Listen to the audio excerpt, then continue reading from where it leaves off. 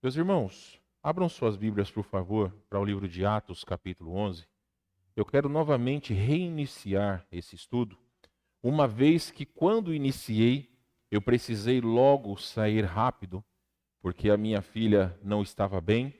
Então o culto até achamos engraçado, porque talvez era praticamente 15 para 7 já estava tudo terminado, e 8 horas já tinha gente em casa já, porque o culto terminou bem rápido naquele dia.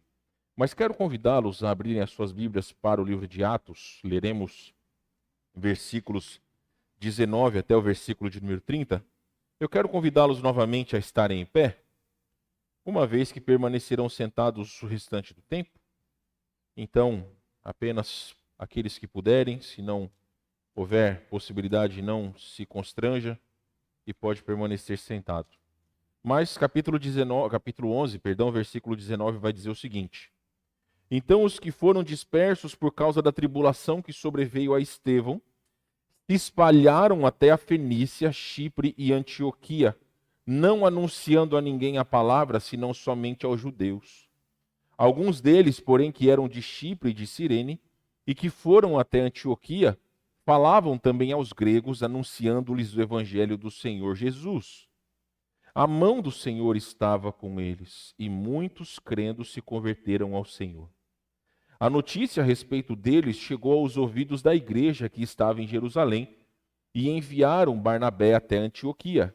Tendo eles chegado e vendo a graça de Deus, alegrou-se e exortava a todos que, com firmeza de coração, permanecessem no Senhor, porque era homem bom, cheio do Espírito Santo e de fé.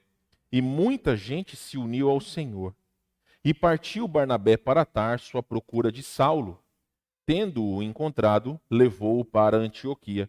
E por todo um ano se reuniram naquela igreja e ensinaram numerosa multidão. Em Antioquia foram os discípulos pela primeira vez chamados cristãos.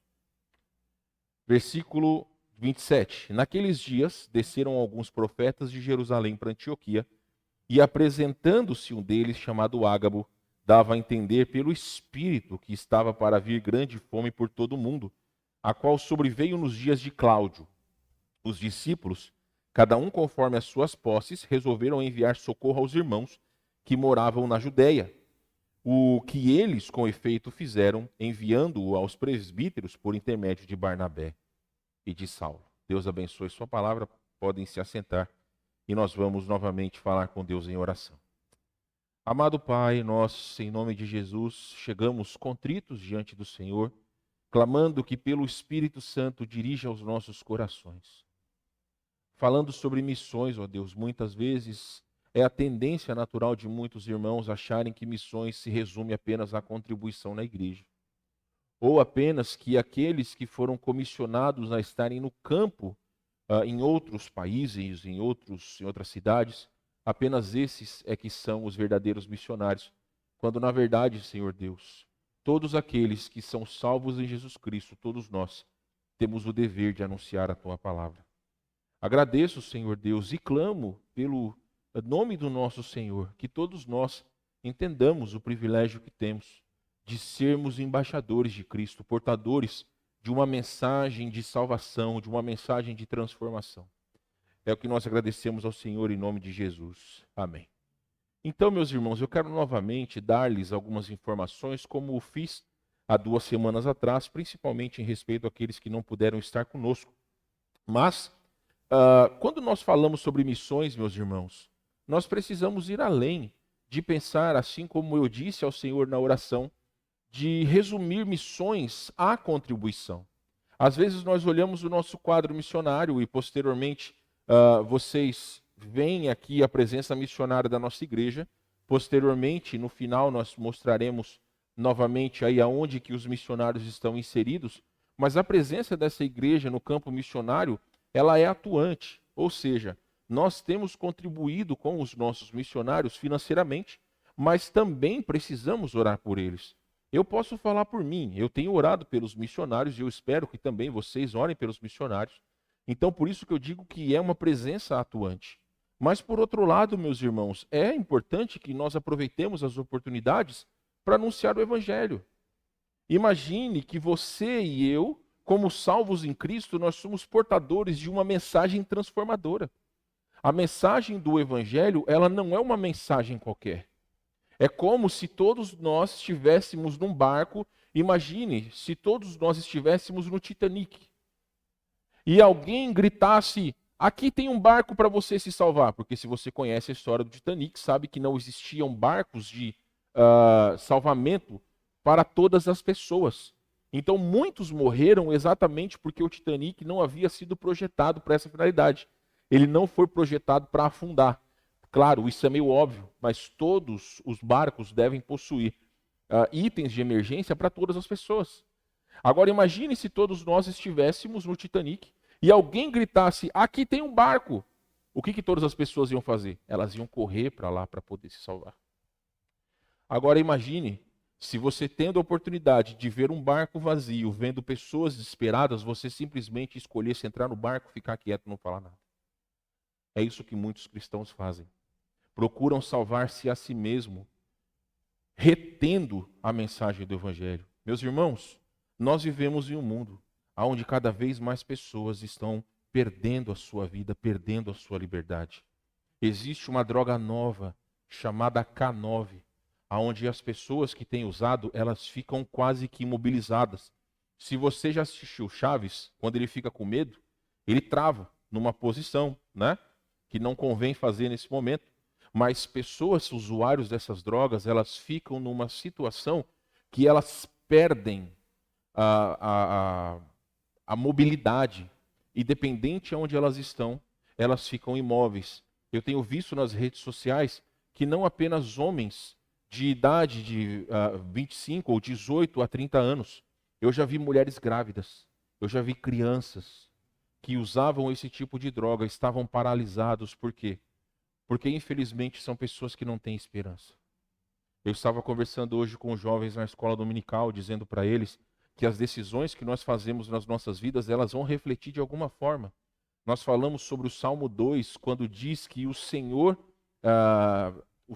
Deus, ou na verdade o Senhor Jesus Cristo como Messias, vai reinar sobre esse mundo. Então, a tese da lição é exatamente isso, que nós não podemos fugir de um dia estarmos debaixo do julgamento do Senhor.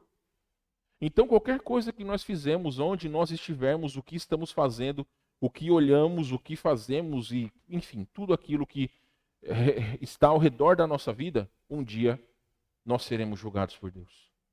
Então, meus amados irmãos, quando falamos sobre missões, e aqui ornamentados pela primeira vez em nossa igreja, essas bandeiras é para que vocês possam olhar quantos países existem no mundo que nós não temos ideia de que elas existem.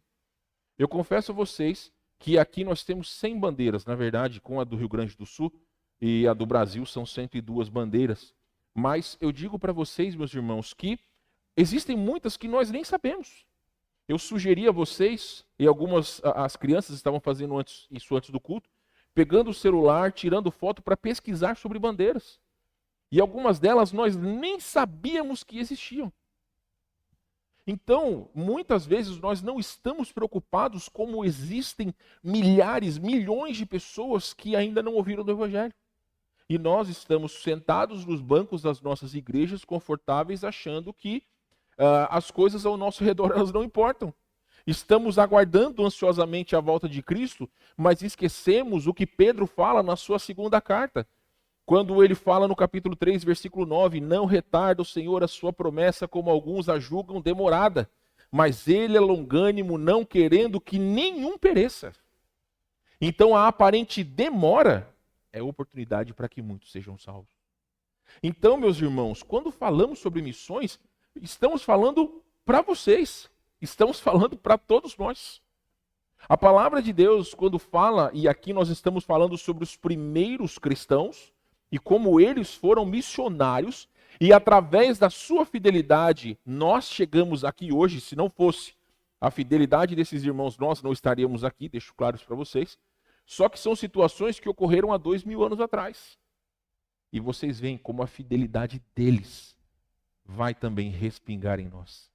Como vai trazer-nos a Cristo pela fidelidade de alguns irmãos. Eu não tenho a menor ideia de quando será a volta do Senhor. Se porventura o Senhor não vier nos próximos 2000 anos, talvez os crentes do futuro, eles também dependerão da nossa fidelidade. As crianças que aqui estavam hoje, mesmo sendo poucas pelos motivos já elencados, elas são o futuro dessa igreja. Se nós não ensinarmos para elas não só a palavra de Deus, mas mostrarmos para elas a preciosidade de servir a Cristo, serão adultos frustrados. Pessoas cujo desejo e interesse estarão em todas as outras coisas que o mundo lhes oferece e não em Cristo. Nós falamos, irmãos, há 2 semanas atrás, que a primeira igreja evangélica no Brasil se deu no século XVII. Foi lá em meados de 1625, não Igreja Batista, mas foi a Igreja Reformada Potiguara.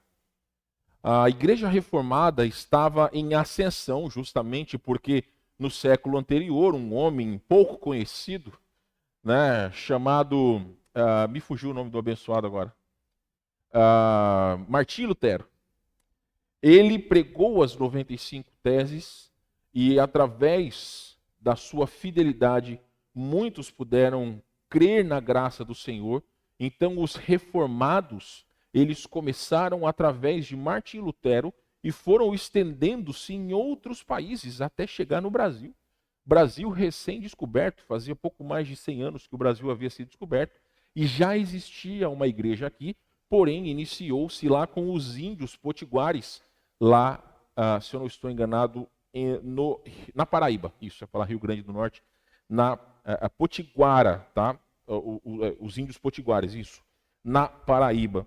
Agora, quando falamos sobre o trabalho batista, a primeira igreja batista iniciou-se no Brasil no século XIX, em 1880, com um homem cujos seus ossos estão aqui em Porto Alegre, William Begbie. Ele está enterrado aqui no cemitério, na Glória, eu esqueci o nome daquele cemitério, mas ele está aqui, o primeiro missionário batista. Os seus ossos estão aqui em Porto Alegre.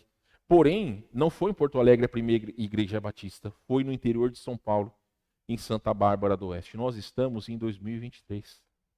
São 140 anos de batistas no Brasil. Nós estamos, meus irmãos, em todos os estados do Brasil, mas não estamos em todas as cidades. Se nós olharmos em cidades do interior do Rio Grande do Sul, tal como Júlio de Castilhos, que é uma cidade onde alguns irmãos têm família, não tem igreja batista, nem da convenção, nem igreja batista Peniel, nada, absolutamente nada.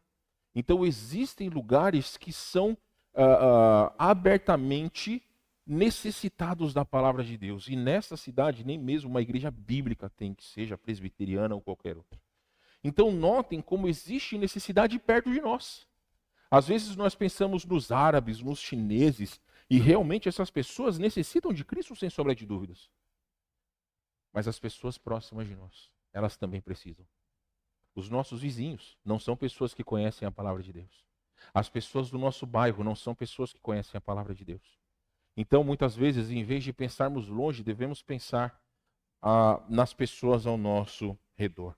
Então, meus amados irmãos, por trás desses irmãos enviados, há o quê? Oração, contribuição e ação. Exatamente aquilo que a promessa de fé desta igreja significa. Temos falado a vocês nesses anos que o importante não é o seu dinheiro. Nós não queremos o dinheiro de ninguém.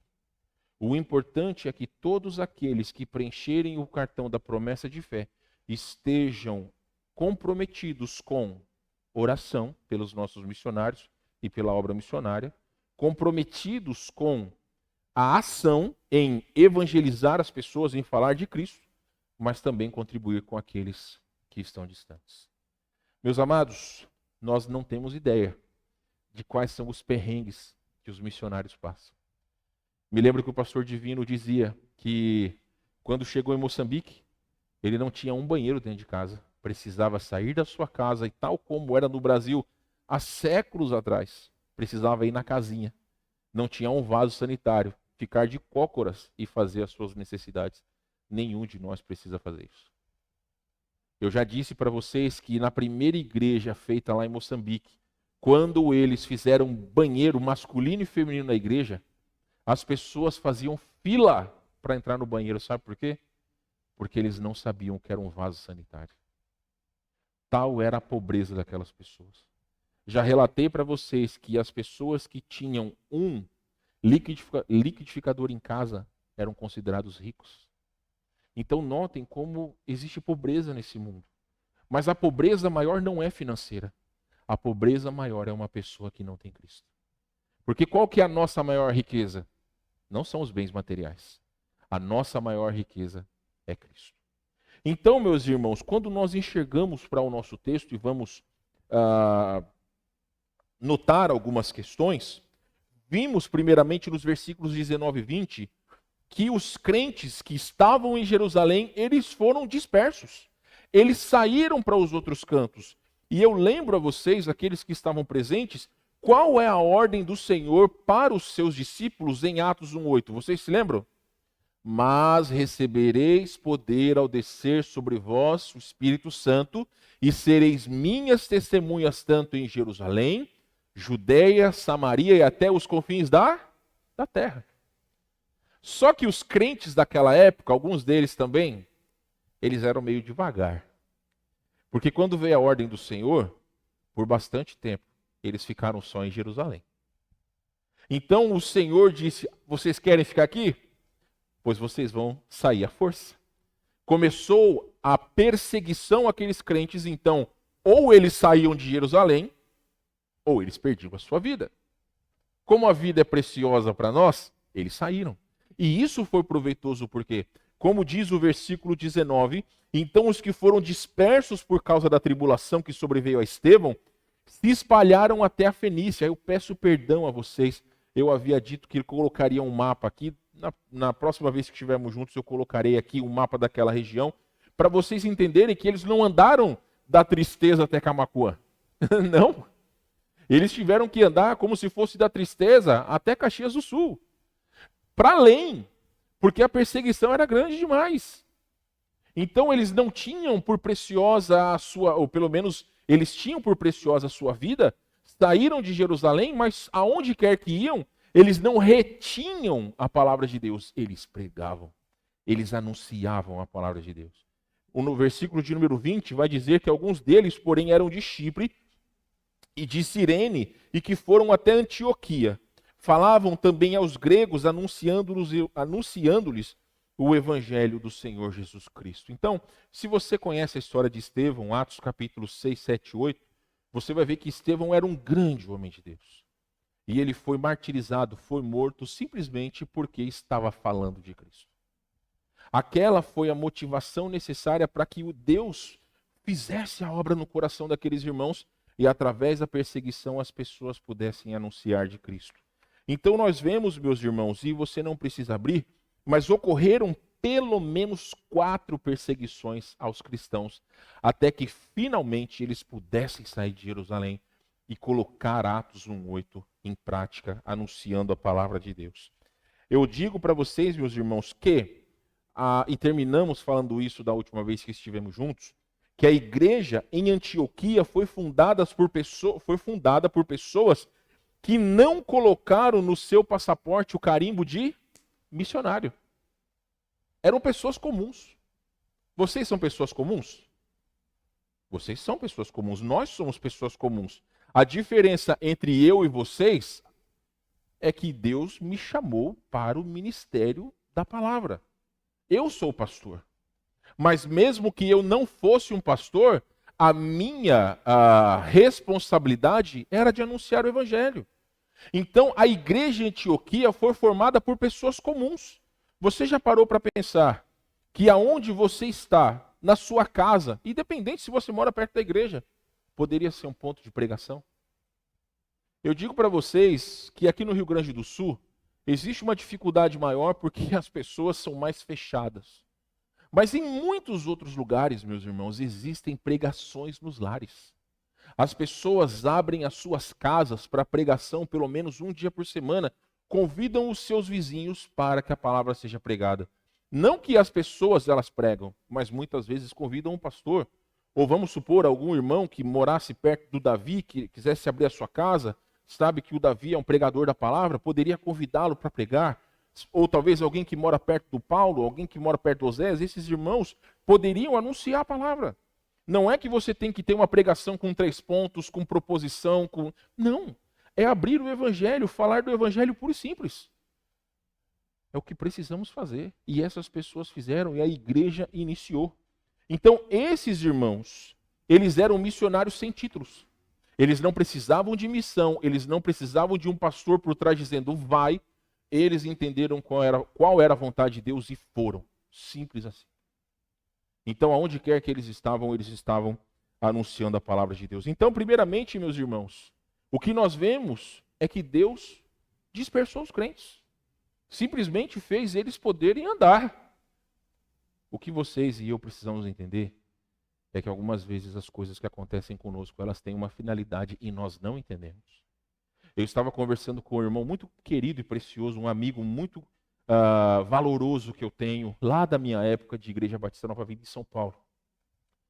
Ele estava me relatando, e eu confesso a vocês que foi tanta coisa que aconteceu nos últimos 2 anos na vida dele que eu não vou conseguir relatar todas. Mas ele estava dizendo que o filho dele mais novo, infartou, nem era uma pessoa assim, muito com uma idade avançada, devia ter lá os seus 30 anos. A filha dele teve que ficar internada por uma situação de saúde. O filho dele, mais velho, também teve que se internar. Os netos, na verdade, dele também tiveram que se internar. E um dia, ele estava indo no mercado comprar alguma coisa. Quando voltou, um motoqueiro furou o sinal e atropelou ele. Ele perdeu todos os dentes da sua boca. Ele teve que fazer prótese, sofreu, passou bastante tempo internado. E ele relatando para mim que conversou com o pastor dele, meu amigo, pastor Rodrigo, perguntando, pastor, será que eu pequei? Será que alguém da minha família pecou para estar acontecendo tudo isso?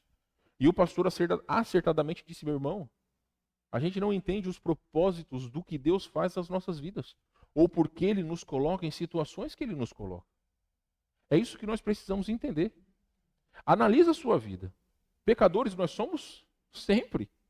Não deixaremos de ser pecadores, porém, se nós procuramos ter aquela a súplica diária com o Senhor, clamando por perdão dos nossos pecados, você acha que Deus é um Deus vingativo? Que vai ficar pesando a mão sobre nós, se Ele conhece o nosso coração e sabe que nós o temos buscado para que nos perdoe? Não, meus irmãos. Por vezes, o Senhor nos coloca em situações para que nós sejamos os emissários da sua vontade. É por isso que aqueles folhetos são importantes. É por isso que conhecer a palavra de Deus é importante. Estive um dia antes do seu João Maria falecer. Tive a oportunidade de ir ao hospital. Mesmo ele inconsciente, eu pude abrir a palavra de Deus. Falar do evangelho para aquele homem. Só que algo interessante aconteceu. Eram 3 pessoas no quarto. O seu João Maria estava inconsciente. Até a enfermeira disse para mim, para falar. Porque estudos diziam que pessoas inconscientes, elas conseguem ouvir. Mas os 2 outros homens que estavam ao seu redor, pelo menos um deles, interagiu e ouviu a palavra de Deus. Então, meus irmãos, às vezes o Senhor nos coloca em situações que nós não imaginamos. A vida do cristão, ela não é um mar de rosas. Só que nós precisamos entender que, independente do que acontece, existe um propósito maior. E através desse propósito maior é a oportunidade que nós temos de poder falar de Cristo. Já parou para pensar que talvez o aplicativo que você pega para talvez se deslocar de um lugar para outro é a oportunidade que Deus te dá de simplesmente dizer para aquele homem, se talvez você não está com o folheto, dizer, olha, eu quero só te dizer que Deus te ama. É uma mensagem poderosa. Se você não tem como conversar com ele, simplesmente dizer, olha, o Senhor Jesus Cristo deu a vida para te salvar. Só que qual é o nosso problema? A gente se retrai da nossa vergonha. A gente se retrai, aí o que vão pensar de mim, meus irmãos? Não interessa o que as pessoas vão pensar de nós. Não interessa. A gente precisa quebrar a barreira do primeiro passo. O primeiro passo é ir além, é dizer, é falar para as pessoas. O que nós precisamos, meus irmãos, é entender que as coisas não acontecem por acaso. Quando nós olharmos para o Senhor e agradecermos por todos os perrengues que nós passamos, aí é que as coisas vão começar a ser diferentes. Porque, meus irmãos, quando a gente olha para as situações que ocorrem nas nossas vidas, nós não entendemos. Só relatar uma coisa para vocês. Nós, entre os pastores, nós estamos decidindo se na Expo Inter desse ano os folhetos serão entregues simplesmente folhetos, ou se nós teremos aquelas sacolas, que eu acho que a maioria de vocês conhece, se não todos, aquelas sacolas que nós colocamos os folhetos. Alguns pastores dizem o seguinte: as pessoas pegam os folhetos e jogam fora. É uma verdade, é uma realidade. Só que sabe o que já aconteceu? E também já foi visto por alguns pastores? Algumas pessoas que estavam na rua recolhendo os lixos, quando elas viam os folhetos, elas pegavam, abriam e liam. Então uma pessoa que às vezes joga o folheto fora, pode vir outro, ler aquela mensagem e converter a sua vida. Pastor Yuri, amigo meu, já pregou aqui na igreja. Ele se converteu através de um livro que ele leu. Alguém entregou um livro para ele. O Espírito Santo trabalhou o seu coração. E ele entregou a sua vida a Cristo. Às vezes nós pensamos, eu tenho que trazer a pessoa para a igreja. Eu tenho que saber falar de Cristo. Bom, saber falar de Cristo, realmente todos precisam. Mas, meus irmãos, é Deus quem converte as pessoas. Nós somos os instrumentos de Deus para que a obra possa ser levada adiante. Vocês sabem, ou pelo menos, não sei se sabem, mas algumas igrejas aqui no Rio Grande do Sul iniciaram por conta desta igreja. A igreja lá em São Cepé foi fundada pelo pastor Daniel Bortoluzzi, que saiu daqui faz o quê? Uns 20 anos, mais ou menos. Era membro dessa igreja, estava sentado nesses bancos assim como vocês. O Senhor um dia chamou a ele e sua esposa e eles foram lá para São Cepé. Também a igreja de Santa Maria iniciou-se com o pastor Roger, saindo daqui a cada 15 dias pregando o evangelho, e hoje várias pessoas se converteram e tem uma igreja naquele local. Então, meus irmãos, pela fidelidade de alguns, pessoas se convertem. E aqui eu não estou dizendo para vocês que as pessoas têm que vir para essa igreja. O importante é que elas possam ser salvas. Se elas virem para essa igreja, ótimo. Se não virem, importante é que elas sejam salvas. Então, dentro do texto que nós lemos, vimos em primeiro lugar a dispersão dos crentes, como Deus os levou para outros lugares. Nós veremos no versículo 21 sobre a mão do Senhor. A mão do Senhor estava com eles, e muitos crendo se converteram ao Senhor. Nós sabemos, meus irmãos, que Deus é Espírito. Então, quando é falado que a mão do Senhor estava com eles, podemos entender que era uma figura de linguagem. Claro, não é a mão de Deus que estava com eles. Mas como o agir de Deus, o ímpeto de Deus estava com eles, dando-lhes a capacidade de poder falar de Cristo. E às vezes alguns podem pensar, mas pastor, por que eu tenho tanta vergonha? A culpa não é de Deus, meus irmãos. Somos nós que colocamos empecilho para poder falar de Cristo. É mais ou menos daquele jeito. Todos vocês casados sabem. Você não chegou para tua esposa e falou assim, eu quero você, você vai casar comigo, e deu. Não é assim que funciona. Aquela primeira vez, você vai devagar, né? Você vai cotejando aos poucos. Enfim, vocês sabem o caminho das pedras que vocês passaram. Mas as coisas aconteceram aos poucos. Depois que você pega confiança, você chegou, pediu em namoro. Talvez você teve confiança, foi lá e deu-lhe um beijo na sua futura esposa, no seu futuro esposo. Mas as coisas ocorrem, meus irmãos, aos poucos. Muitos de nós não entendemos que se nós começarmos a falar de Cristo, a entregar os folhetos, ou a falar para as pessoas simplesmente que Jesus as ama, as primeiras vezes a gente vai ficar meio encabulado. Mas depois vai ser uma coisa natural. Vai ser algo simples para nós, que nós não vamos nos preocupar. Ali no Zafari, a gente já entregou folheto para todo mundo. Para gerente, para caixa, para o pessoal que empacota, né? A minha esposa, ela tem o costume de olhar no crachá das pessoas e dizer o nome delas, para que elas se sintam prestigiadas e não simplesmente toma um folheto para você. Mas para que elas entendam que aquele folheto é para elas. No começo, a pessoa vai te olhar assim, talvez ela vai pensar, já recebi isso aqui. Mas você pode dizer, você pode ler de novo, você pode entregar para alguém que talvez nunca leu. Então, à medida que nós vamos quebrando aquelas barreiras da vergonha, vai ficando algo normal. Alguns de vocês têm estado mais em hospital do que gostariam. Hospital é um local onde pessoas estão com o coração aberto à palavra de Deus. Não só os acompanhantes, mas principalmente aqueles que estão passando pelas dificuldades. Meus irmãos, existem muitas pessoas que perderam a sua esperança. Elas não sabem o que vai ser da sua vida. Existe um homem chamado Ron Hamilton. Talvez você nunca ouviu falar dele, mas vocês conhecem a obra dele. Vocês conhecem aquele hino, Deus nada faz sem um plano. Ele escreveu esse hino e mais dezenas dos hinos que estão no Voz de Melodia. Este homem está hoje quase na presença de Cristo. Os seus familiares estão ao redor deles esperando o momento aonde o Senhor irá chamá-lo, porque a sua saúde já está debilitada. Mas é interessante que a afeição dele é uma afeição de paz, de alguém que investiu a sua vida em servir ao Senhor. Eu digo isso para vocês porque ele tem recebido dezenas de visitas de pessoas.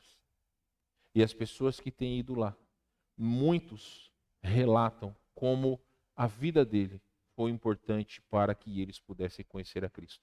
Um homem lá nos Estados Unidos, que a gente nunca viu mais magro, mais gordo, impacta as nossas vidas. Porque eu sei que muitos de nós, quando cantamos, que regozija em Deus que erros não faz. Meus irmãos, sabemos como o ministério de algumas pessoas impactam a vida uns dos outros. Então nós não podemos limitar o poder de Deus. Nós não podemos limitar o poder de Deus. Pessoas podem ser salvas e você pode pensar, mas pastor, eu sou um pecador miserável, tenho minhas dificuldades, as minhas lutas, como será que Deus vai me usar? Eu digo o seguinte, se Deus não precisasse de nós, nós não estaríamos aqui. Se Deus não precisasse de nós, nós não estaríamos aqui. Eduardo, feche essas janelas, por favor. Nosso vizinho está meio empolgado ali, então, só para não atrapalhar os irmãos que estão conosco aqui. Então, meus queridos irmãos, sabemos que em meio a tribulações, dificuldades, perdas, aqueles irmãos estavam pregando a palavra de Deus. Aqui no Brasil nós não sabemos o que é perseguição.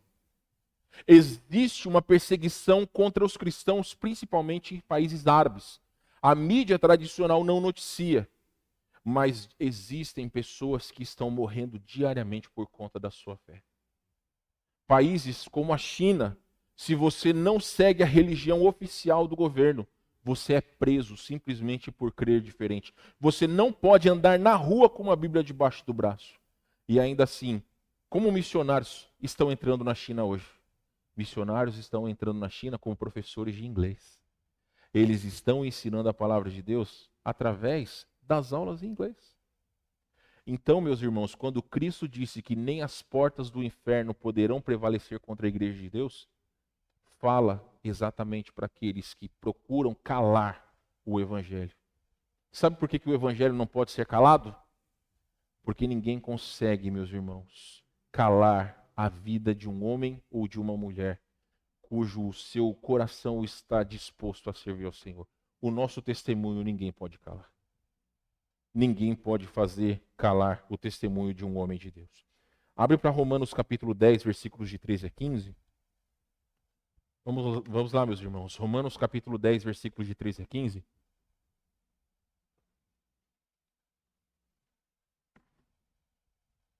Note que a glória pertence a Deus e é Ele quem faz a sua obra. Entende que Deus estava com a sua mão, como vimos no versículo 21 de Atos 11, usando aqueles irmãos. Porém, Olha o que Romanos capítulo 10, versículos de 13 a 15 diz.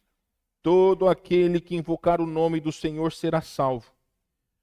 Como invocarão aquele em quem não creram?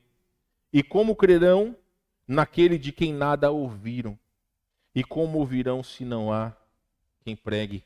E como pregarão se não forem enviados? Eu repito a vocês, aqueles irmãos não precisavam de sociedades missionárias, não precisavam de missões, não precisavam da imposição de mãos de pastores para que eles pudessem pregar o evangelho. Eles foram e pregaram. Paulo diz aqui em Romanos que pessoas precisam ouvir a pregação e só se converterão se houver aqueles que possam falar. Meus irmãos, eu não tenho a menor ideia de qual é o propósito de Deus nas vidas de todos vocês. Eu realmente sei que as tragédias, as calamidades, são oportunidades que nós temos para poder olhar para Cristo. A pandemia foi uma situação onde muitas pessoas se converteram, onde muitos daqueles que não sabiam qual o destino da sua alma preocuparam-se e muitos renderam-se a Cristo. Muitos daqueles que estavam distantes do Senhor retornaram ao Senhor. Só que a nossa vida é uma eterna luta. Às vezes nós achamos que estamos bem, mas o nosso coração está se desviando de Deus. Meus amados, é muito importante que todos nós busquemos a vontade de Deus nas nossas vidas. Porque aonde quer que nós estejamos, o Senhor vai nos usar. No momento que estávamos viajando pelo interior de São Paulo, para ir até a casa do pastor Yuri, agora em janeiro, nós paramos em alguns postos. Eu não sei se aquelas pessoas eram gaúchas, mas nós entregamos alguns folhetos para eles. Porque o interessante não era se eles fossem gaúchos ou não, eram pessoas que precisavam do evangelho. Existem muitos bons folhetos, existem muitas literaturas muito boas. Eu quero dizer uma coisa bem clara para vocês. Se vocês querem dar uma Bíblia para alguém e você não tem condição, esta igreja vai ter toda a alegria e felicidade de doar, sem custo nenhum, uma Bíblia. É só você me pedir que nós providenciaremos. Porque o nosso interesse, meus irmãos, é fazer com que Deus seja conhecido. Mas para isso precisamos de pessoas que, como Paulo vai dizer, como ouvirão se não há quem pregue? Nós somos os missionários. Essa responsabilidade está desde as crianças até os idosos. E nós precisamos nos aplicar em fazer a vontade de Deus. Olha, a igreja crescia rapidamente. A gente não sabe de números, aqui não fala sobre isso. Só que o que nós entendemos, meus irmãos, é que ali a sociedade secular, não foi a igreja, a sociedade secular quis, de alguma forma, atingi-los com um nome pejorativo, chamando-os de cristãos. É um nome pejorativo.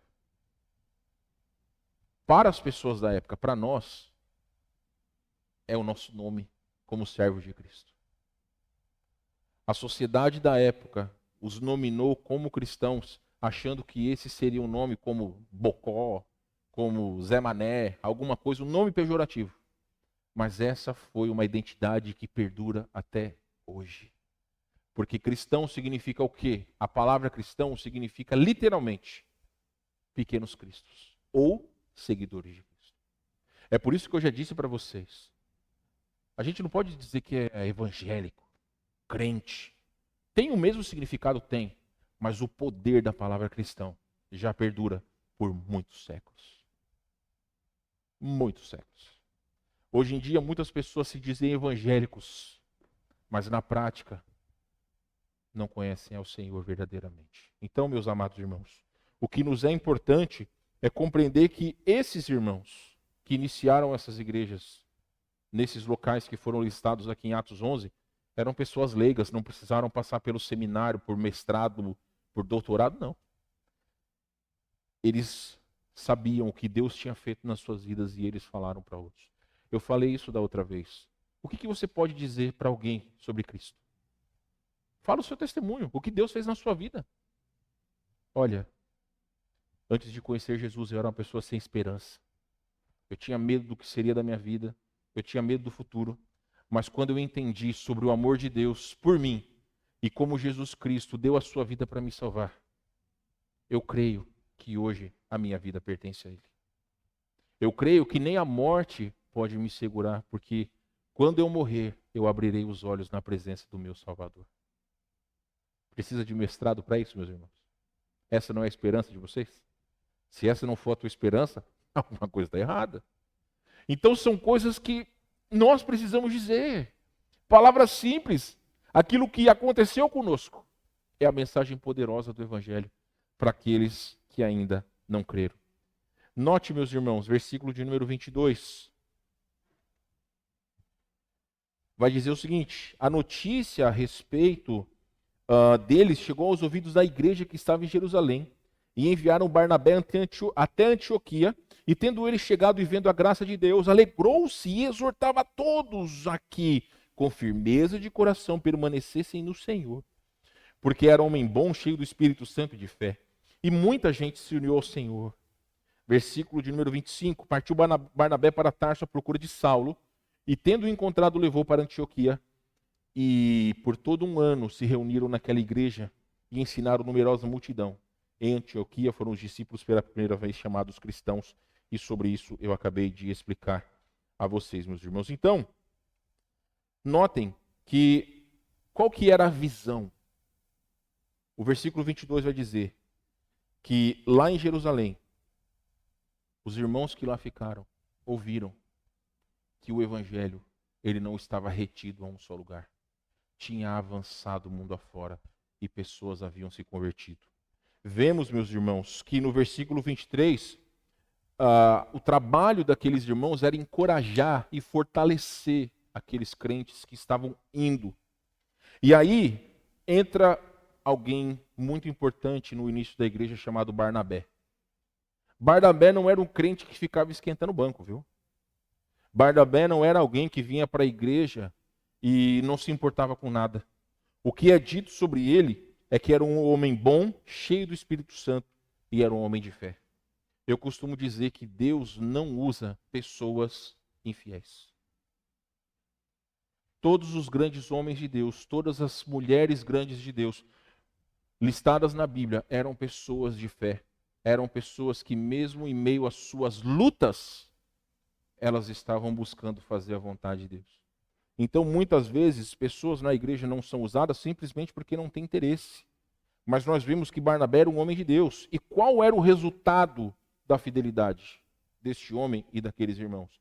O versículo 24 vai dizer que muita gente se uniu ao Senhor. Muita gente se uniu ao Senhor através do testemunho de Barnabé. Só que ele não para por aí. Ele vai atrás de Saulo. O versículo 25 vai dizer sobre isso. E quando ele o encontra, ele leva até Antioquia, que era uma igreja com proeminência, que estava em franco crescimento.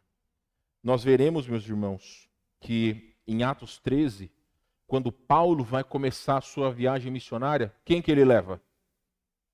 Quem que Paulo leva? Barnabé. Então, uma pessoa, quando ela é fiel, ela está sendo usada na obra de Deus. Vemos também, meus irmãos, que lá, você não precisa abrir, mas no capítulo 13, eles foram separados pelo Espírito Santo de dentro da igreja de Antioquia. Vamos lá, vamos para o capítulo 13. Havia na igreja, versículo 1, havia na igreja de Antioquia profetas e mestres, Barnabé, Simeão, por sobrenome Níger, Lúcio de Cirene, Manaém, Colasso de Herodes, o tetrarca, e Saulo. E servindo eles ao Senhor e jejuando, disse o Espírito Santo: separai-me agora Barnabé e Saulo para a obra que os tenho chamado. E jejuando e orando, impondo sobre eles as mãos, os despediram. Lembram-se que no capítulo 11, a igreja de Antioquia estava sendo iniciada? No capítulo 13 já era uma igreja estabelecida. E já não Paulo e Barnabé eram listados, mas nós temos aqui Simeão, Lúcio, Manaém e Saulo. Já tinha aumentado o número dos fiéis.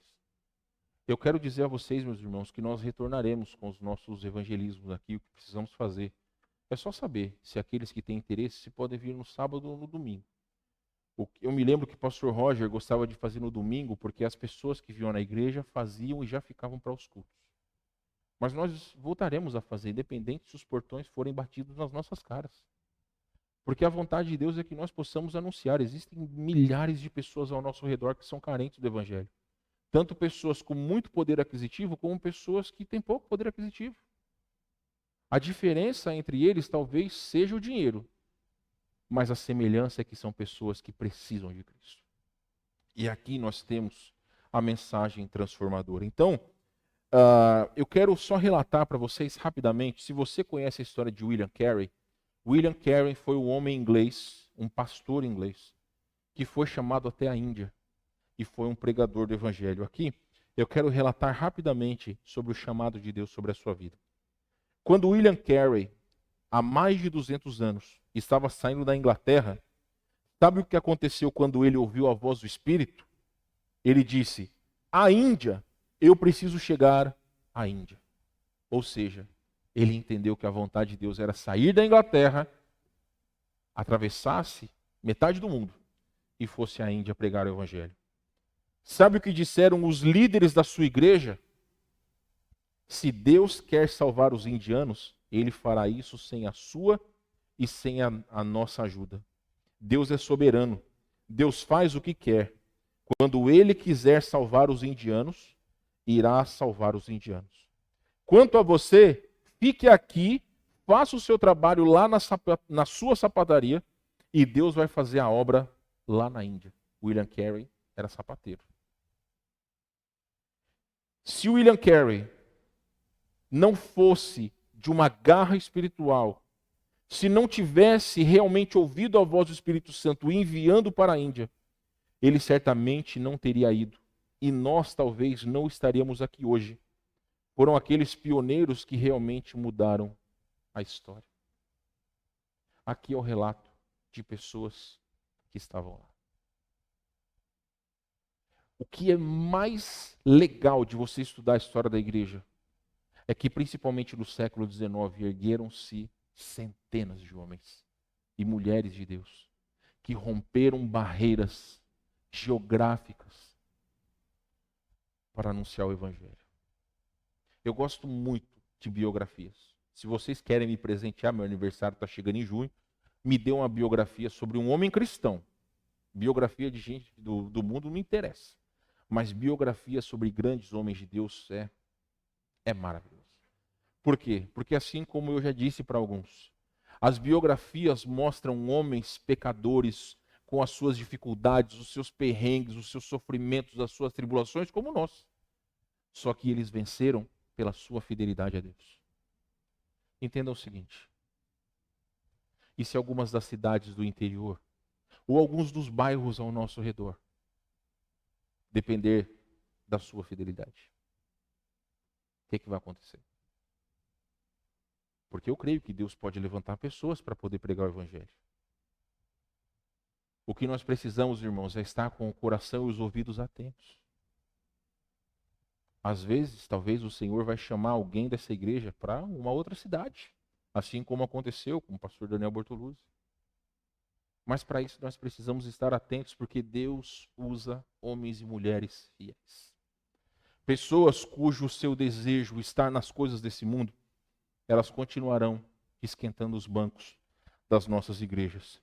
Então, quando aqui o Espírito Santo fala no capítulo 13, versículo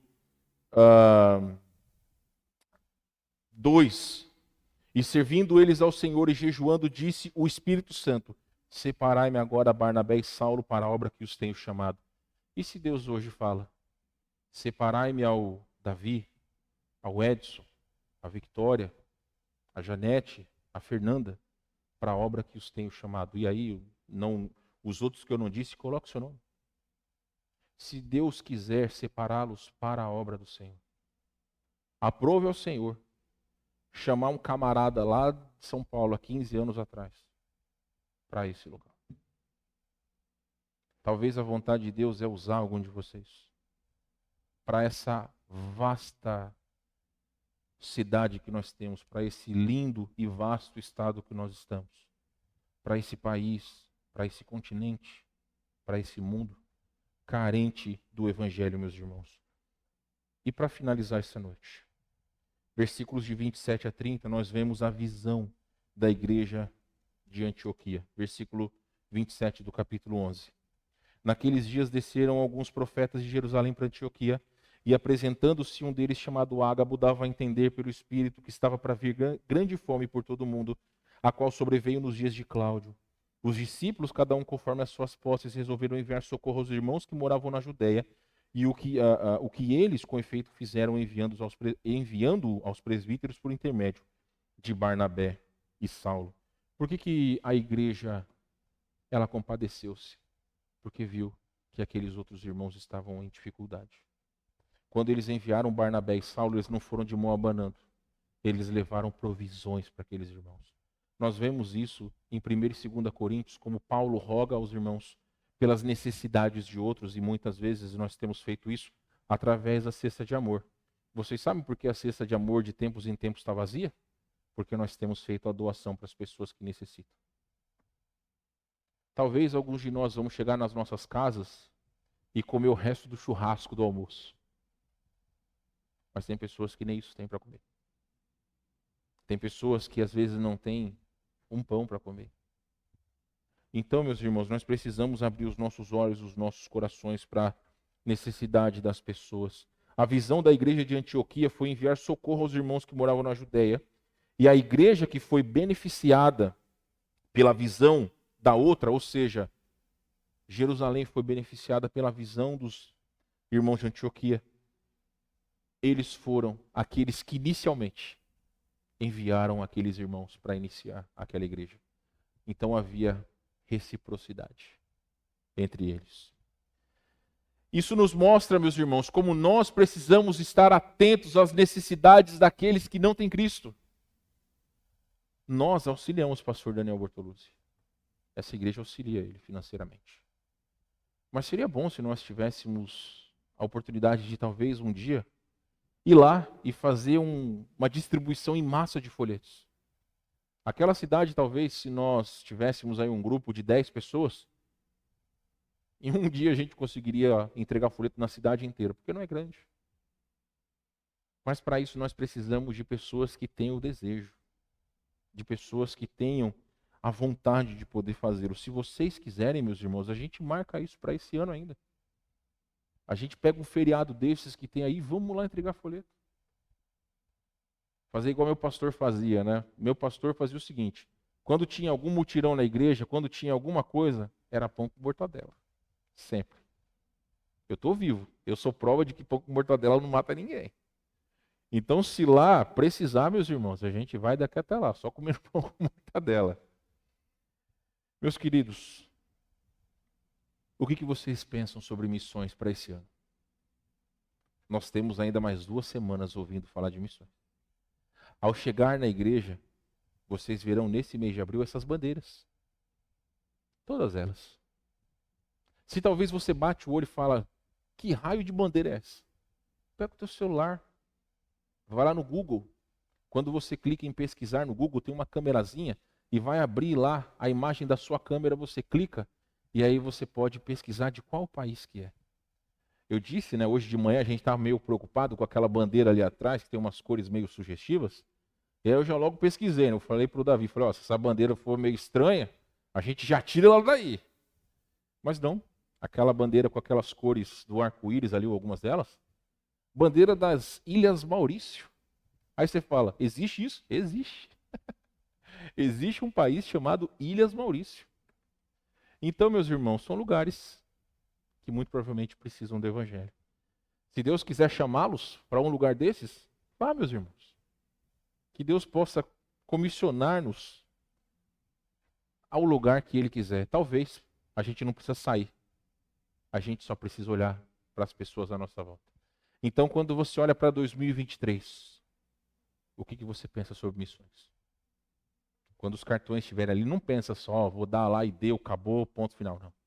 esteja pronto a orar, a ir e a contribuir. Peço a todos que abaixem suas cabeças, fechem os seus olhos, porque nós vamos falar com Deus nesse momento. Senhor nosso Deus, eu rogo ao Senhor em nome de Jesus que, através da Tua palavra, dirija os nossos corações. Faz-nos, Senhor, que todos nós possamos abrir os nossos olhos para as necessidades das pessoas sem Cristo ao nosso redor. Talvez essa noite o Senhor colocou no coração de algum irmão ou irmã ser um missionário, ser alguém que vai pregar a Tua palavra, seja no nosso bairro, seja no bairro que essa pessoa mora, seja na nossa cidade, ou talvez até mesmo em outro lugar. Mas que a voz do Espírito Santo, que chamou a Barnabé e Saulo, é a mesma voz que tem chamado ainda hoje homens e mulheres. Às vezes, Senhor, nós não conseguimos ouvir o chamado do Senhor porque os nossos pecados têm abafado o agir do Senhor nas nossas vidas. E Paulo disse aos Tessalonicenses que não se deve apagar o Espírito Santo, não se deve deixar que o agir do Espírito seja nulo. Mas que para isso, Senhor, é necessário que todos aqui possam colocar diante do Senhor as suas vidas, clamando ao Senhor que perdoe os nossos pecados. Tire de nós o desejo de viver uma vida longe do Senhor.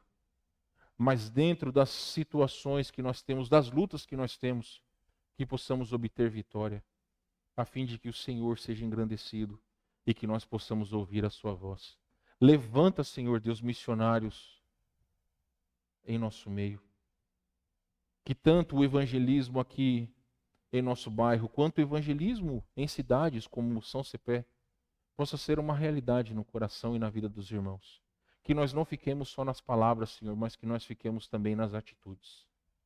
Agradecemos ao Senhor por essa oportunidade de ouvir a Tua palavra. Em nome de Jesus. Amém.